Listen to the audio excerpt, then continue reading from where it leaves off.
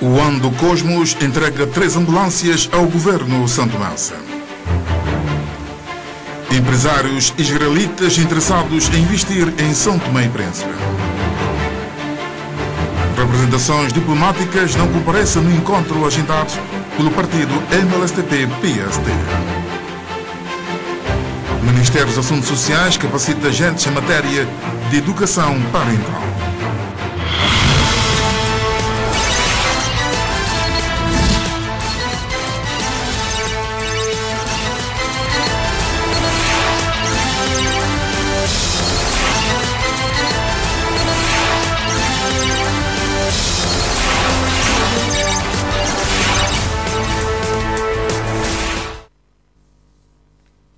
Boa noite, está a começar o telejornal. 3 ambulâncias foram entregues hoje ao governo pelo consórcio Ando Cosmos, no âmbito da sua participação social. Uma cerimónia que decorreu no Ministério das Infraestruturas, Recursos Naturais e Ambiente. Depois de autocarros, a Ando, a empresa subsidiária da Equator Exploration, em parceria com a Cosmo, fizeram a entrega ao governo de 3 ambulâncias no âmbito das suas obrigações sociais.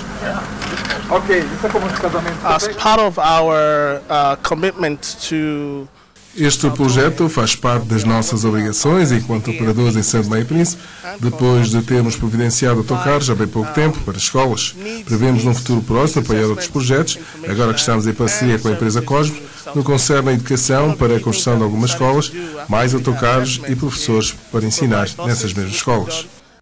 Para o Ministro das Infraestruturas, Recursos Naturais e Ambiente, Carlos Villanova, esta ação tem como objetivos melhorar as ações sociais. Quer seja na educação, quer seja na saúde.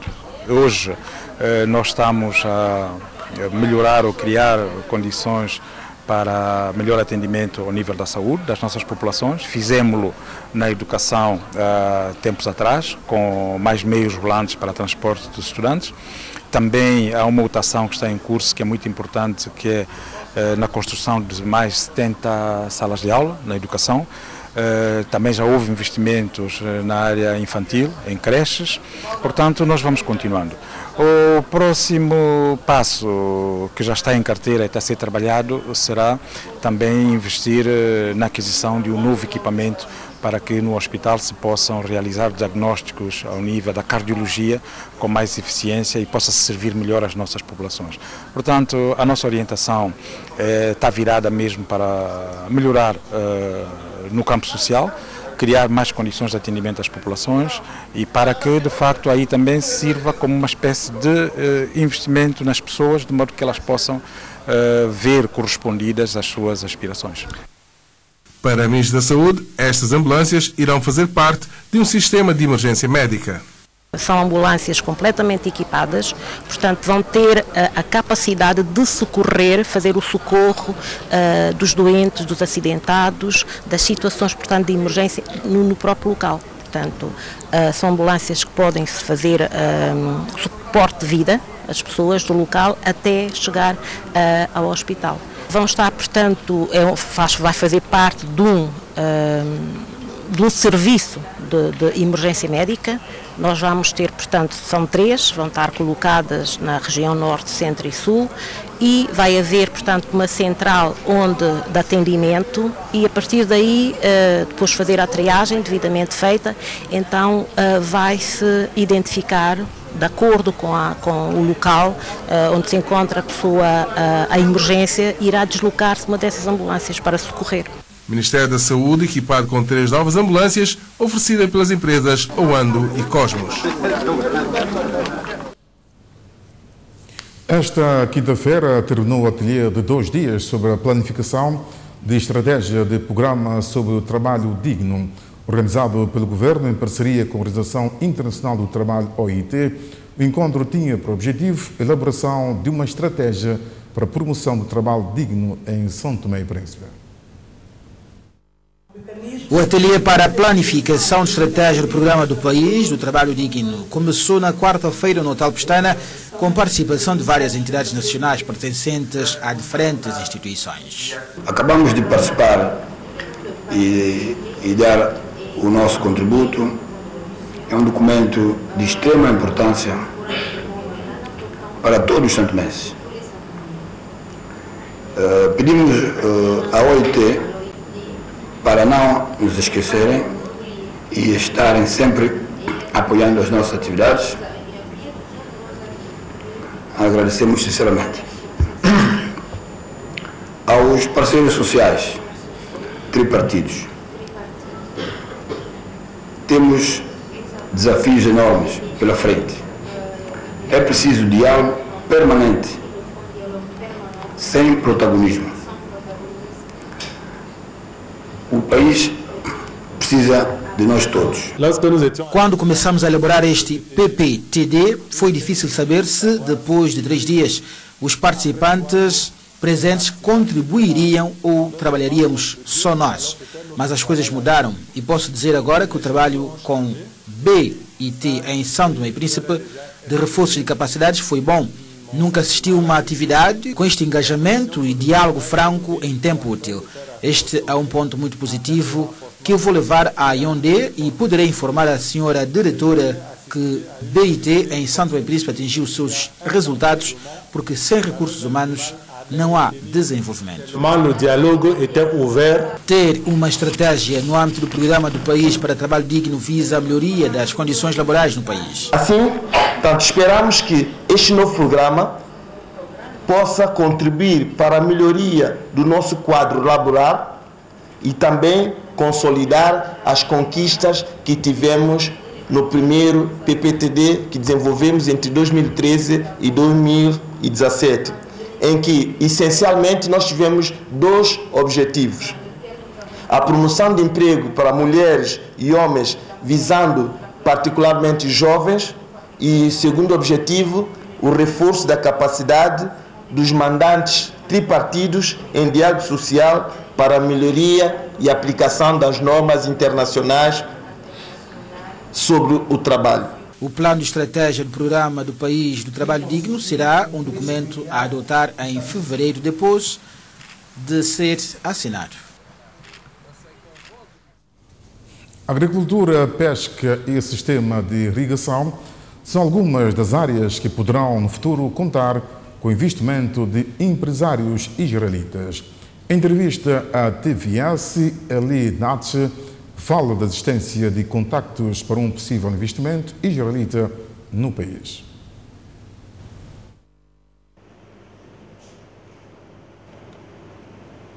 Eli Nacht, empresário, está interessado em promover a imagem de São Tomé e Príncipe em Israel. Na sua segunda deslocação ao país, ele encontrou-se com várias autoridades nacionais e afirma-se disposto a dar o seu contributo no incremento das relações entre o seu país e São Tomé e Príncipe.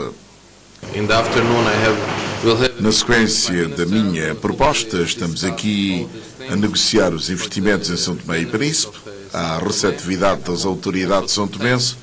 Espero que esta proposta avance para desenvolver a economia de São Tomé e Príncipe e, ao mesmo tempo, criar oportunidades de emprego às pessoas.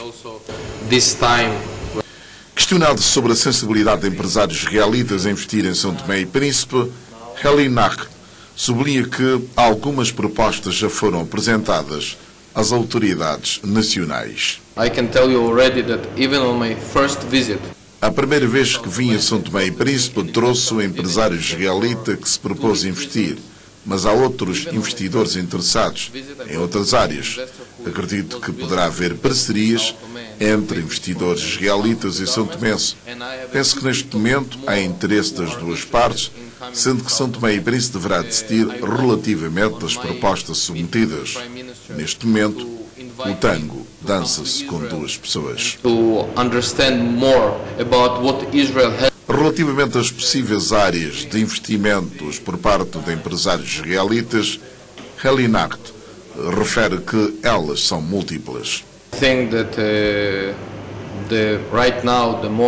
Israel tem a capacidade financeira, boa tecnologia, capacidade de investimento, sobretudo em áreas de medicina, agricultura, nomeadamente sistema de irrigação e na administração do sistema de distribuição de água. Penso que é uma questão de vontade de ambos os lados. Se as autoridades são-tomenses mostrar o interesse de investimentos israelitas, de certeza que os empresários terão interessados. Empresário israelita revelar o interesse de investidores do seu país na economia são-tomense. O partido MLSTP-PSD havia agendado esta sexta-feira um encontro com os membros do corpo diplomático, representantes das organizações internacionais e cônsules honorários acreditados em São Tomé e Príncipe no Hotel Pestana. Mas o que tudo indica, o encontro foi abortado devido à não comparência dessas representações internacionais. Segundo o porta-voz deste maior partido da oposição, em declarações à imprensa, disse que poderá ter havido diligências por parte do poder no sentido de não realização deste encontro. Tínhamos previsto para hoje o encontro com os membros do corpo diplomático, os representantes das organizações internacionais e os cônsules honorários acreditados junto à nossa República. O MLSTP-PSD fez todas as diligências para convidar essas individualidades a estarem presentes hoje às 10 horas aqui no Hotel Pestana. Tivemos a confirmação da maioria dos convidados, mas o que constatamos agora é uma ausência acentuada destas mesmas individualidades. Julgamos que eventualmente terá havido diligências por parte do poder no sentido de contrariar esta nossa intenção. Seja como for, o MLSTP-PSD, atendendo a gravidade da situação que se vive no país, continuará a desenvolver todas as diligências legais e democráticas no sentido de fazer valer as suas posições e no sentido de que o poder instituído possa cumprir integralmente a Constituição da República. Veja daqui a pouco a apresentação do anteprojeto de lei de acesso às informações públicas.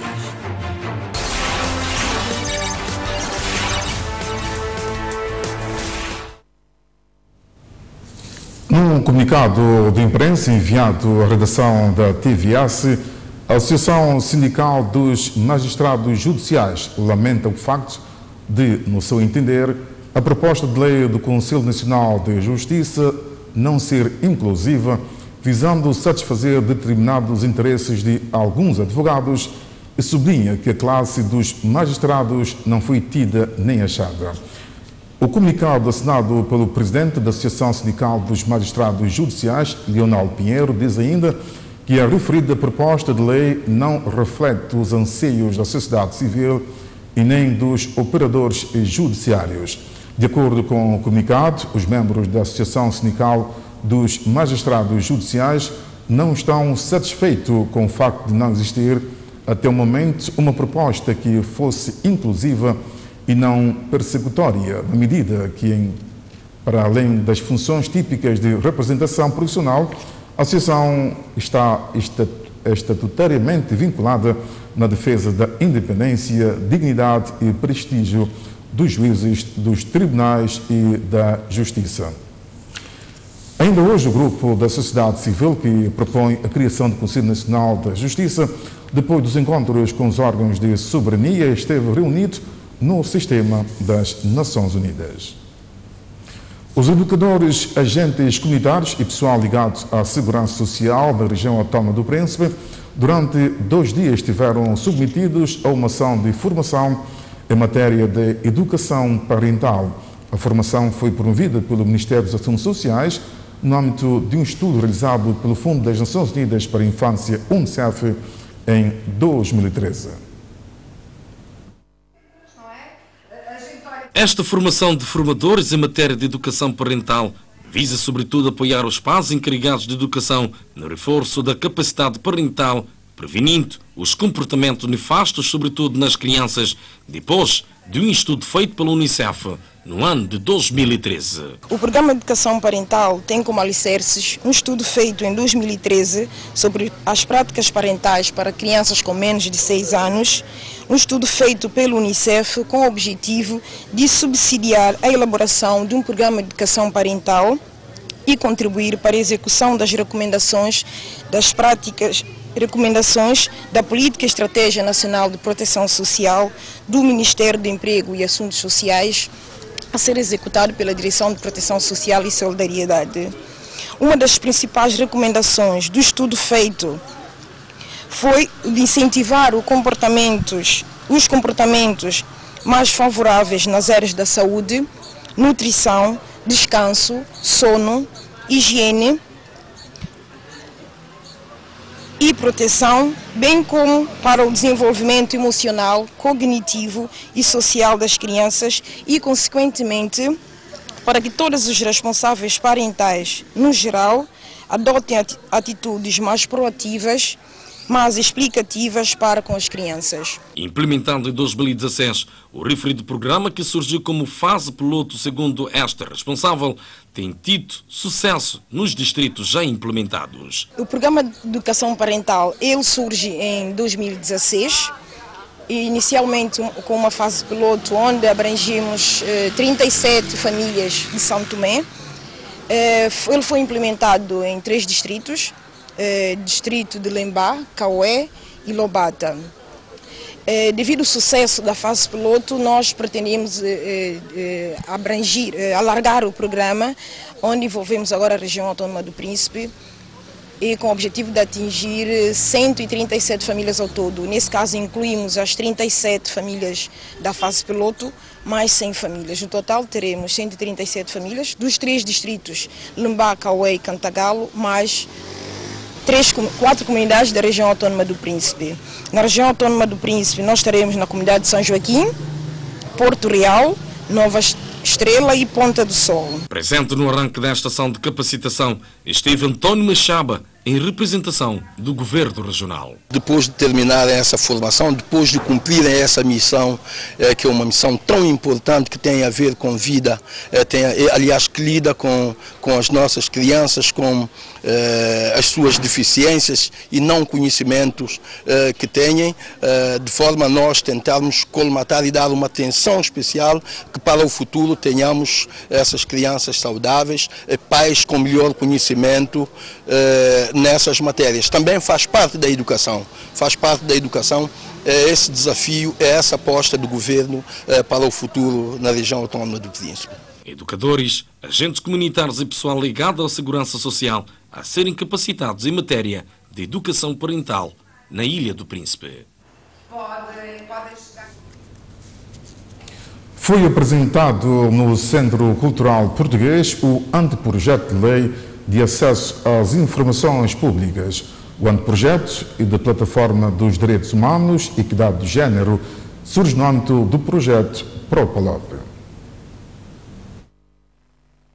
No âmbito do projeto Propalop, a Plataforma dos Direitos Humanos e Equidade de Gênero apresentou no Centro Cultural Português um anteprojeto de lei de acesso às informações públicas para análise e discussão. Este ateliê vem no âmbito do projeto Propalop, TL, portanto tem a ver com a fiscalização e a transparência orçamental, que é um projeto do qual a sociedade civil tem participado e tem efetuado algumas ações, portanto, neste âmbito.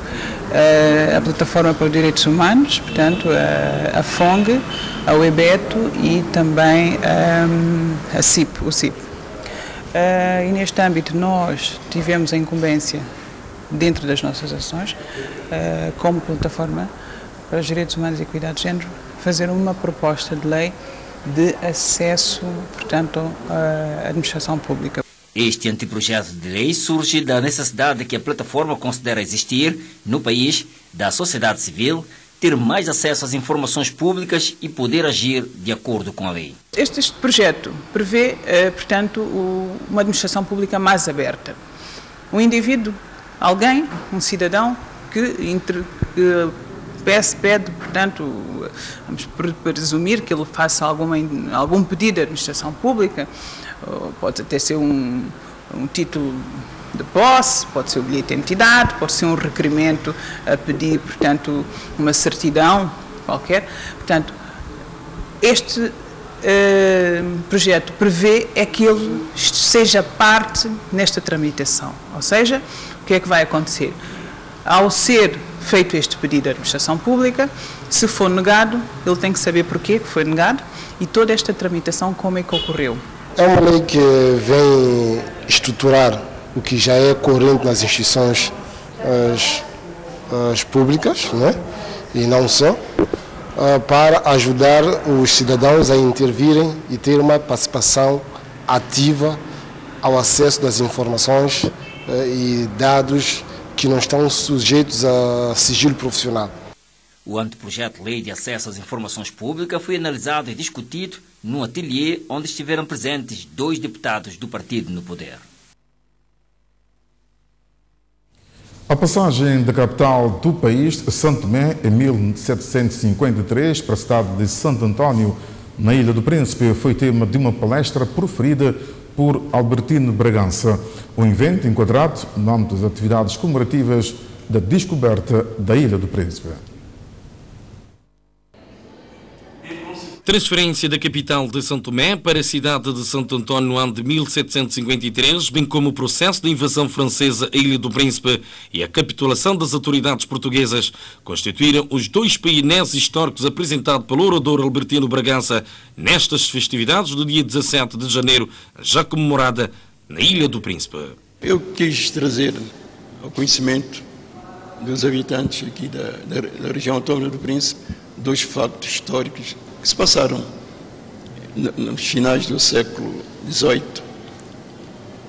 na transição entre XVIII e XIX. Eu falei há um documento que é o decreto de transferência da capital de Santo Tomé para o Príncipe, feito pelo rei Dom José, invocando razões de saúde, mas escamoteando a verdadeira razão que provocou a transferência, a instabilidade política de que Santo Tomé e Príncipe deu provas desde a sua origem. Portanto, essa instabilidade fez com que o rei tivesse que pôr como capital do país a ilha.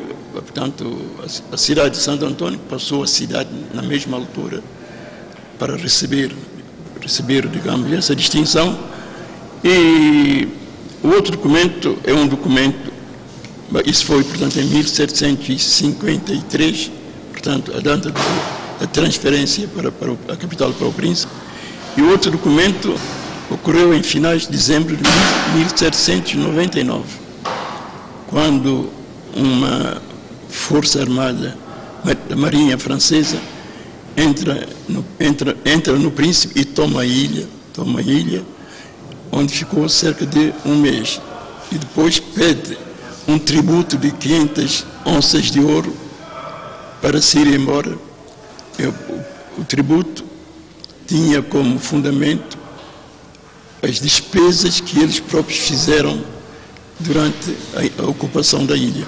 A não passagem dos conhecimentos históricos do país, as novas gerações têm matado a história das ilhas, disse Albertino Bragança, presença ativa em eventos de caráter histórico-cultural do país e no estrangeiro. Nós estamos a matar a nossa história. Estamos a matar a história na medida em que não estamos a trazer para as novas gerações o passado. Um passado muito cheio de problemas e cheio de ação que tiveram um passado que teve como consequência, digamos, muito daquela instabilidade que justifica hoje o desencontro que se vê em Santo Tomé e Príncipe e também as tentativas de ditadura que se coloca neste momento no nosso país. Eu penso que, conhecendo a história, nós estamos em condições de interpretá-la e de fazer, digamos, conhecer o caminho que nós levamos até hoje e também perspectivar o futuro. E espero que neste encontro que eu tive com as pessoas, de que gostei muito, dada a forma como é que os presentes fizeram as perguntas depois, e via nos olhos das pessoas que o entendimento era mútuo, o entendimento entre eu e elas. É isso que eu esperava, e o Príncipe é um lugar privilegiado para sentir isso. Governo Regional a promover conferência no campo histórico na Ilha do Príncipe no âmbito das atividades comemorativas dos 547 anos da descoberta da Ilha do Príncipe. Veja já a seguir, na República Democrática do Congo, ONU alerta para perigo de fome na região de Kasai.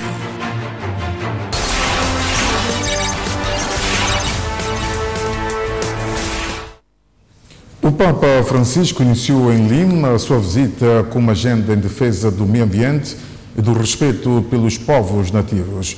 O Papa Francisco chegou na tarde desta quinta-feira ao Peru para uma visita de 3 dias na segunda e última etapa de uma viagem iniciada na segunda-feira no Chile. O Papa foi recebido em Lima pelo presidente Pedro Pablo Kuczynski e por representantes das entidades oficiais e civis do país. Francisco visitará também Puerto Maldonado, na Amazônia, e Trujillo, na costa norte do país. Milhares de indígenas brasileiros, peruanos e bolivianos aguardam já em Puerto Maldonado o encontro histórico que terão com o Papa esta sexta-feira. Durante o voo com destino a Iquique, no Chile, o Papa Francisco casou 2 assistentes de bordo, a primeira cerimônia matrimonial realizada por um Papa em pleno voo. O casal contou que vivem juntos há 7 anos, com um casamento civil, mas sempre desejaram uma união religiosa. Francisco perguntou-lhes se querem casar e o casal aceitou imediatamente a proposta. Paula Podeste Ruiz, de 39 anos, e Carlos Silfarde Eloriga, de 41 anos, têm 2 filhas, marcaram uma data para casar pela igreja, mas nunca chegaram a fazê-lo, já que nesse mesmo dia a capital chilena, Santiago, sofreu um terremoto que danificou partes da cidade.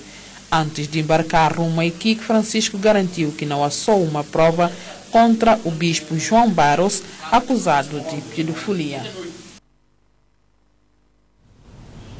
A ONU alerta para perigo de fome na região de Kasai, República Democrática do Congo. O conflito que assola a província provocou milhares de deslocados, muitos dos quais em Lunda Norte, Angola.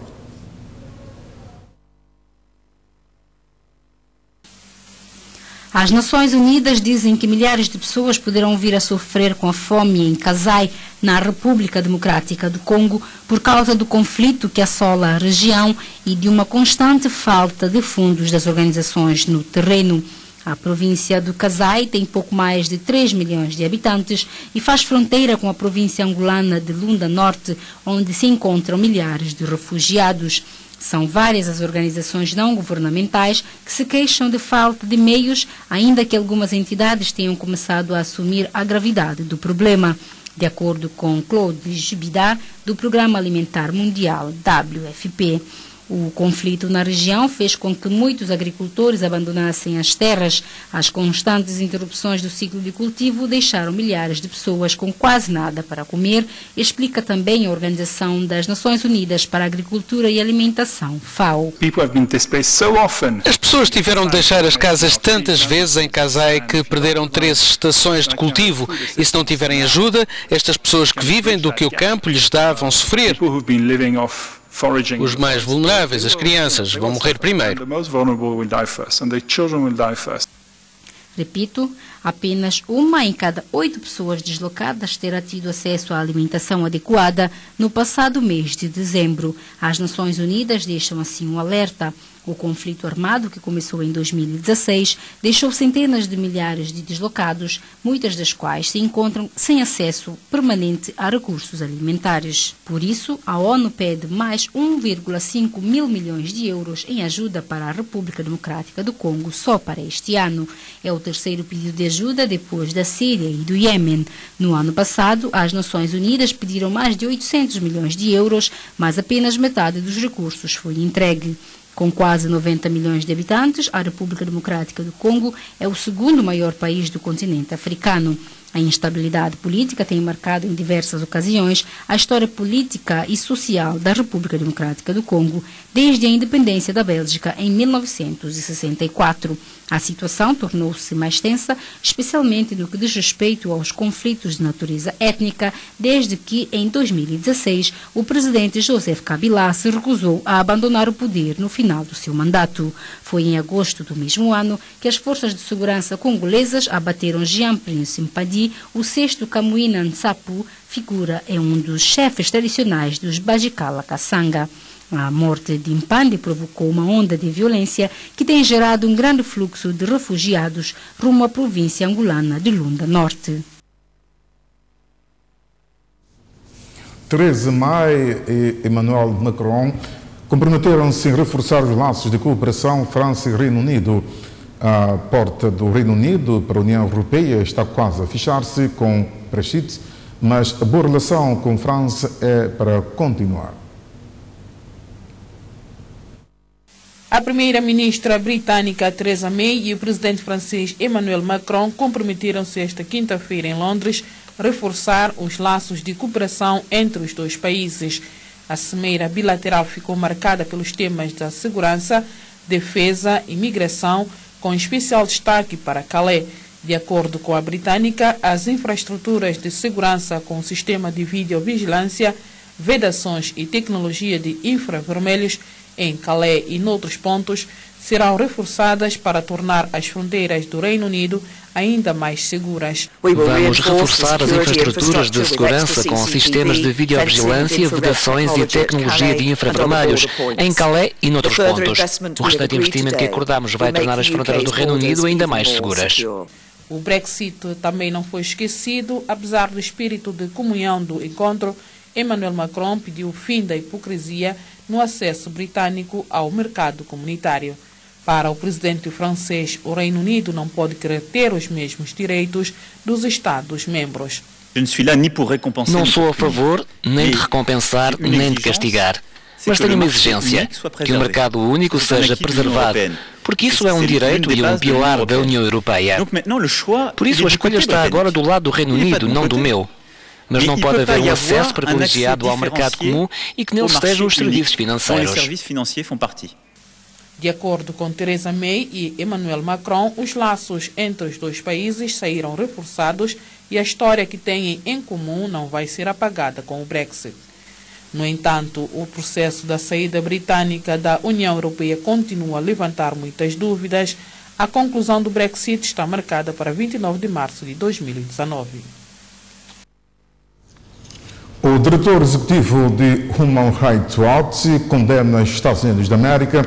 A organização acusa Trump de ser o principal influenciador dos conflitos mundiais.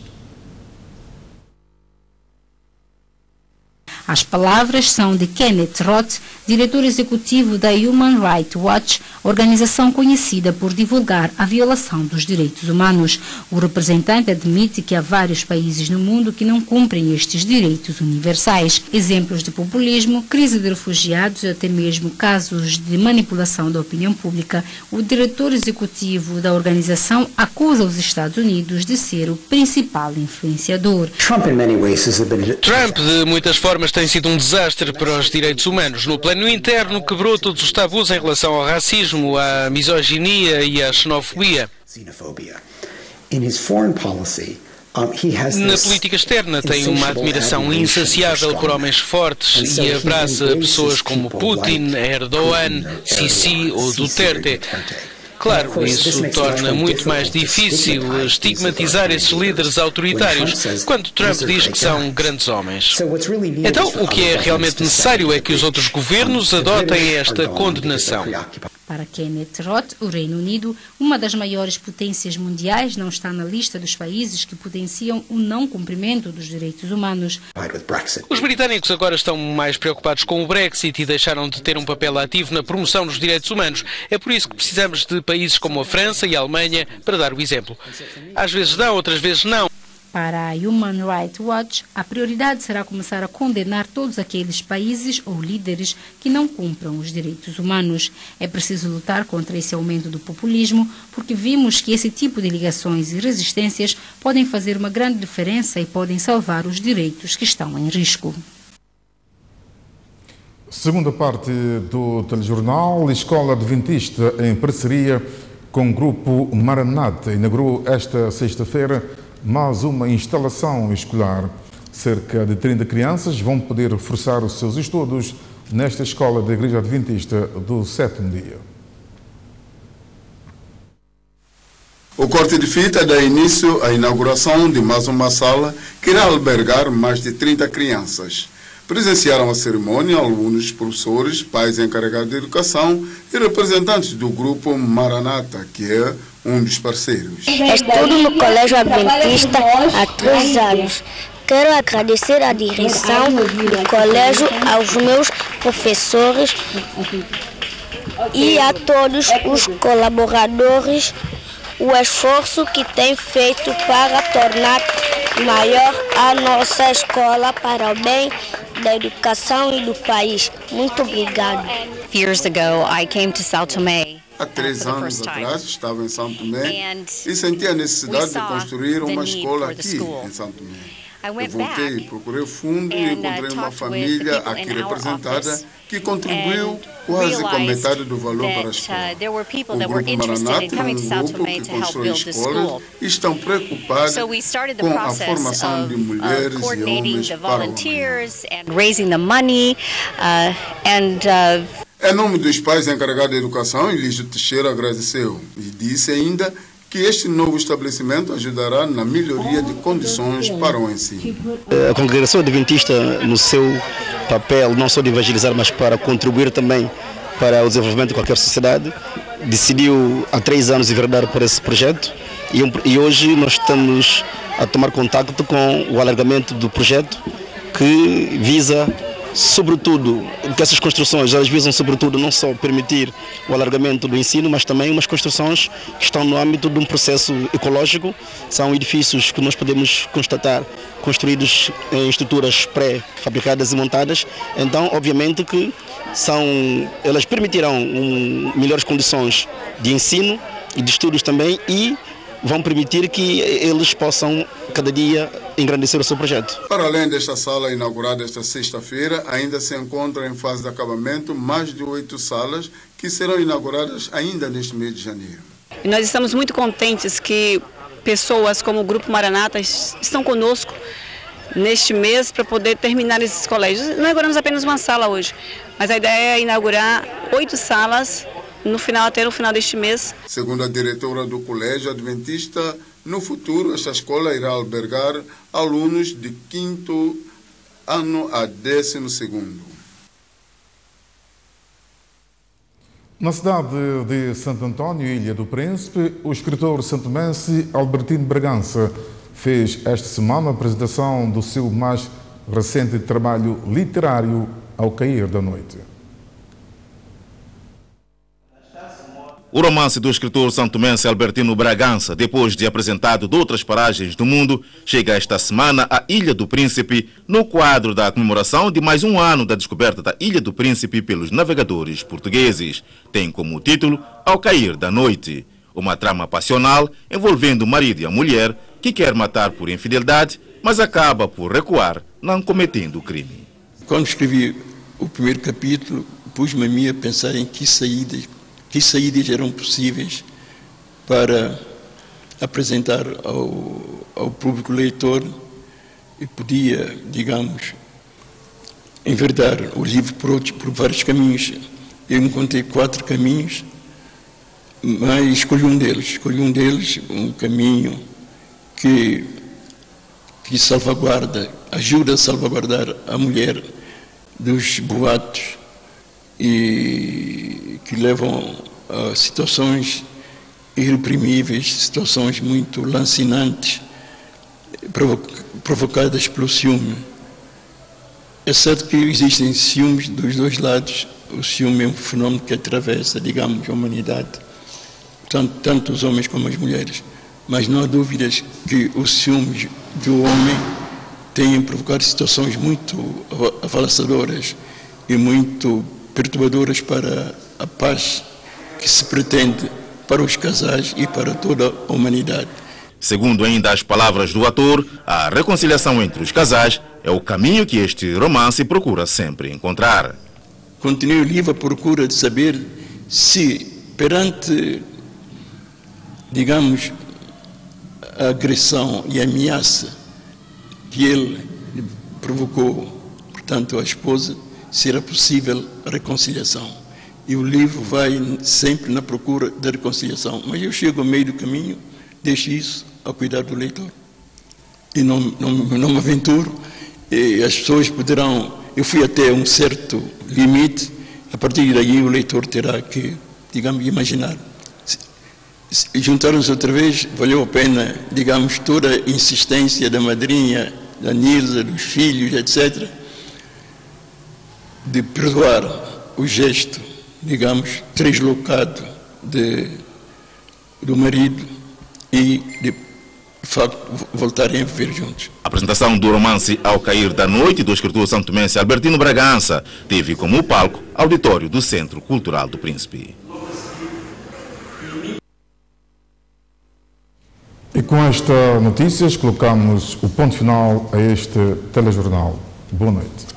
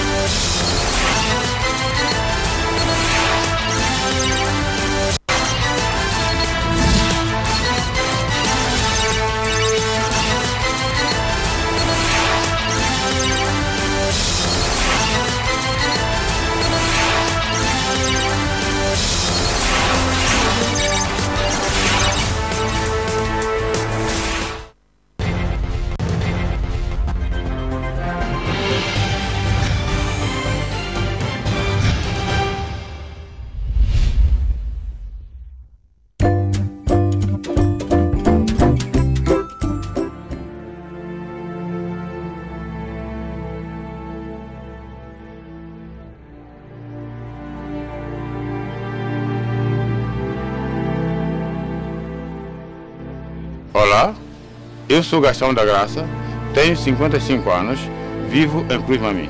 Atualmente sou camionista, mas tenho